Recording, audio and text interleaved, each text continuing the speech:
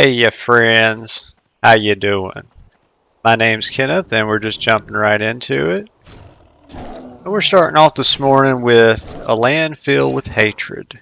We're going to be killing some demons, and when we finish that, if we have time, we're probably going to do the drawing kit quest, if you're familiar with that. So be sure to stick around. And I will apologize in advance if I'm not up to my normal energy. If you watched the last episode and you happen to read the comment, you'll know that my father actually passed away on the 23rd, and well, that's been a difficult thing. So, finding I hate to use the word motivation to keep this up and keep it going. It's been difficult, understandably. So, just bear with me, and as I heal, I'm sure the energy and the desire to do more of this will come back, and so yeah, just bear with me on that, if you would. So how you guys been doing? How's life been treating you? I hope it's been treating you well. The Lord knows that all we need is more hardship, right? Been playing any good games? You've been playing WoW? Let me know in the comments what you've been up to. I would love to hear from you. I'd love to hear any feedback you have for me about my channel, what I'm doing. If you've been watching, if you've been following along, you know that I kind of like MMOs, particularly WoW Classic. And I like survival games. I like, any kind of RPGs, some solo. You might see some of that on the channel. I'd like to say that WoW is my main game. That's a harder claim to make these days, just with everything that's been going on with the game, and not really politically, just specifically talking about retail. How that. Well, I think there's some design issues. Really, some design philosophy issues. If I'm being the most correct in my speech, but yeah, there's just a lot with the game. I don't really care about the politics of everything that's going on over there. You know, the politics. I'm not really interested in all that. I'm of the belief that innocent until proven guilty in everybody's case, and that is to the benefit of everyone when you really think about it. So, even if they were guilty, that's bad, obviously, but what I'm mainly concerned about as a consumer is the quality of the game. And that doesn't have much to do with people's personal integrity, right? I don't go, let's say I need brain surgery. I don't go to a brain surgeon because of his moral stances. What I go to him for is that he's top rated and he's got a bunch of experience in doing brain surgery, right? So that's kind of how I think about my games too.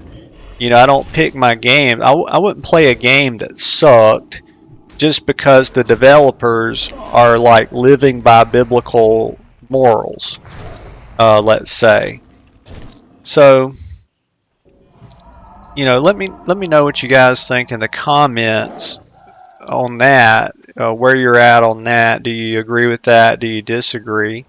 I'm definitely okay with some disagreement, but I love to hear what you guys' stance is on that. Would you play a game just because the developers are morally righteous? You know, would you not play a game because you think the developers are immoral? You know, but having it be a really good game, let me know. I'm looking for this purple lotus. Here we go. That was about to drive me crazy. If you're like me, you see a yellow dot on the map, and it drives you crazy until you get it. Killing some satyrs. Killing the goat demons. Yeah, so what do you guys, what kind of commentary do you like? Do you want me to strictly just talk about the gameplay? Do you want me to talk about politics? Do you want me to talk about philosophy or psychology? Those are things I love to talk about. Theology. I love all the social sciences. Some people might not even consider theology a social science, but it's definitely in a strange place, but it's something that I love to talk about.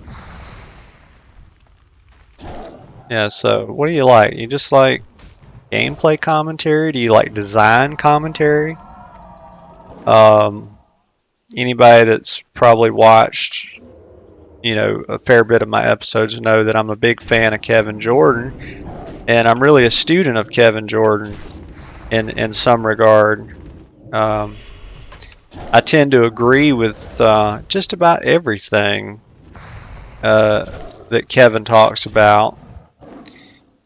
And some people say that these are, he adheres to, outdated design principles or stuff like that. And by and large, I disagree with that. I think good design principles. Here's the thing. Okay, here's the thing about design philosophy, design principles. No such thing as being outdated, because good game design philosophy, good game design principles are timeless, right? The philosophies that created an amazing game 20 years ago are still the exact same things that create one today. Hasn't changed a bit. But,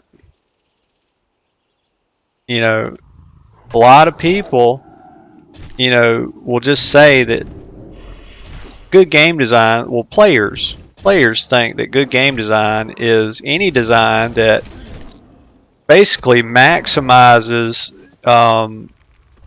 their pathway to a reward.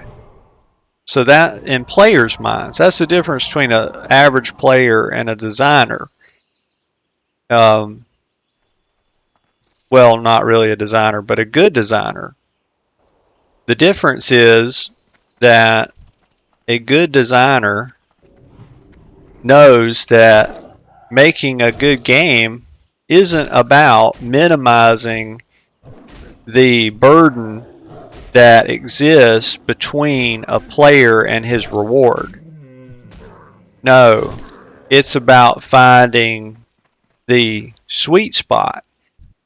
And everything that's good that you find in a good game that you consider good and you don't even understand it on a subconscious level happens when a designer has found the sweet spot between those two things. So essentially creating,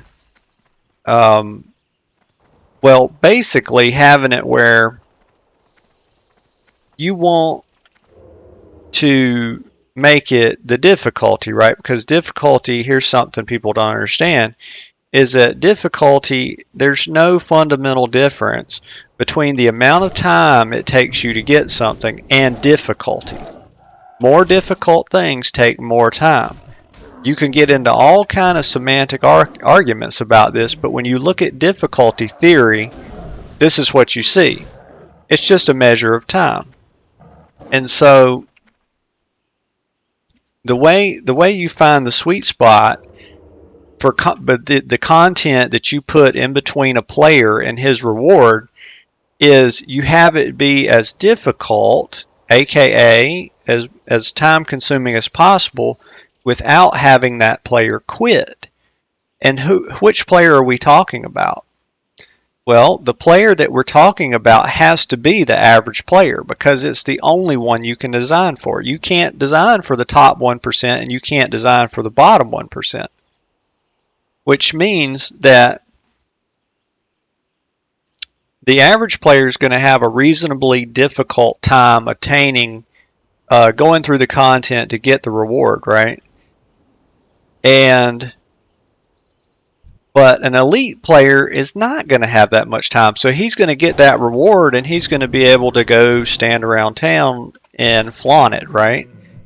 And the average player is going to look up to him and the bottom tier player is going to look up to him. The bottom tier player is going to look up to the average player. And so you want it just difficult enough that the average player can get the reward without basically quitting the game. It's okay if they feel like they're going to quit or give up before they get it. And the reason why a designer does this is not to make it feel punitive to the player. No, it's to make the reward, understand this, is to make the reward feel that much sweeter. And then you see that it's not designed to torture you. It's the only way. It's the only device that difficulty, time. Now, when we talk about time, people cringe automatically, right? Because they think about time gating.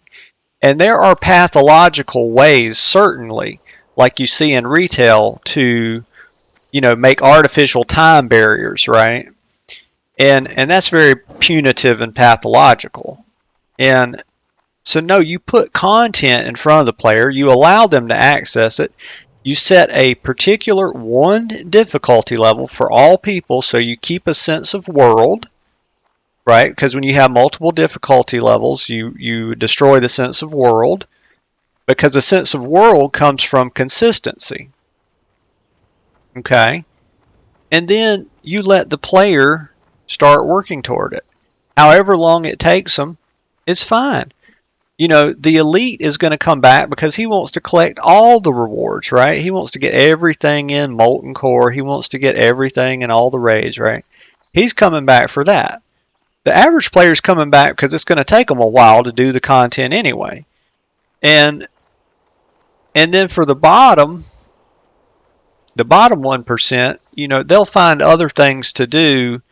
They may try the content, they may get a couple bosses down, but a lot of times what you find with players that are in this wrong, they like the leveling content, so you have to have a lot of really good leveling content for these players and dungeon content. But you don't ever want to make multiple difficulties. So the retail game has become very pathological. Trying to design around these problems that's been around for 3 decades in RPGs, right? Particularly, this problem is really a really big deal with MMOs. So we're going to try to squeeze in the rune here, what I call it, the drawing quest. Yeah, so we got to go over here and we got to take these. We got to open our drawing kit, and then we got to make rubbings of rubbings of these runes, different runes, and we're like over here. So we'll try to get this done. So we're gonna head over. So stick around for that. All right, thanks for sticking around. Okay, so we're down here in Eldorath. Eldorath. We'll call it Eldorath. I think that's good enough. And we're about to get our first room. We got to get our drawing kit here. Oh no, I thought you used to have to open the kit. Maybe it's the I don't know. You tell me. I have no idea. Anyway, we're just going to sneak around here. I don't have the Naga quest yet, but I think there's a quest to kill Naga. Don't remember. Seems like there is. No, I know there is. I know. So here we go. Yeah, so we talked about a little bit of game design and we talked about a little bit of politics earlier. Let me know in the comments if that's something you guys like to hear, because ultimately, I'm here for you guys and I want to know what you want to see. I want to know what you want to hear about. Do you want me to talk about politics? Do you want me to talk about game design, philosophy, different whatevers? Or do you want me to just keep it to sort of gameplay? And I don't mind. I would like to talk about a wide range of things just because it's kind of hard to, just make up different voices for the stuff that I'm killing and do that infinitely. I think sometimes just, talking about what's going on in the world might be okay. Honestly, though, politics can rub people the wrong way, and some people have a difficult time separating a person's politics from who they are, right? In today's current climate, people treat you like you are your politics, right? Um, if you are on this side of the aisle with this particular issue, um, then you're a bad person. If you're on that side of this issue, then you're a bad person. And I'm not like that. I have friends that are conservative, liberal, libertarian, and we definitely have disagreements. But at the end of the day, we're still friends because we understand that there's more to a person than what they believe about one or two divisive issues, right? So I try to always give someone that believes something different to me, I try to understand them, and even if I don't agree with them, I try to still, at the very least, have compassion for them. So, because they are a person, and their value is far more than what they believe about any one particular thing. Ooh, I see yellow dots on the map. Let's grab, what is that? Oh, purple lotus. And a golden sandsome. These things have been always been worthless. Oh gosh. Got a perp. Leave me alone. Why? Leave me alone. Oh, of course. Of course she's going to renew. Alright. I think I'm not even going to bother with that golden sandsome. I think we're going to head down here, turn in arcane runes, so stick around and we'll get that done. Okay, we've arrived at our destination, and we're going to go ahead and shoot our flare gun. Kaboom. There it is. So we just got to wait on our little helicopter guy now. He'll be landing any minute. And, well, where's he at? Oh, no. Come on, buddy. Come on. Supposed to send the rescue squad immediately. There he is. Yeah, let me get that. Let me get that flying mount. Yeah. You're like, no, man, it's not TBC. Can't have that. Yeah, no. Been waiting for you, Moonfruit. Glad to see you've come through. Do you have the shipment? Yes, sirree. I sure do. I got all my rubbings. Heh. There you go. We'll take return to Timor. Alright, so we're prompted to return to Gadgetzan, so that's a good stopping point for the episode. Do me a big favor, if you like the video, like the video. If you got any feedback for me, leave a comment down below. And if you want to see more of my content, please be sure to subscribe. Thanks for watching.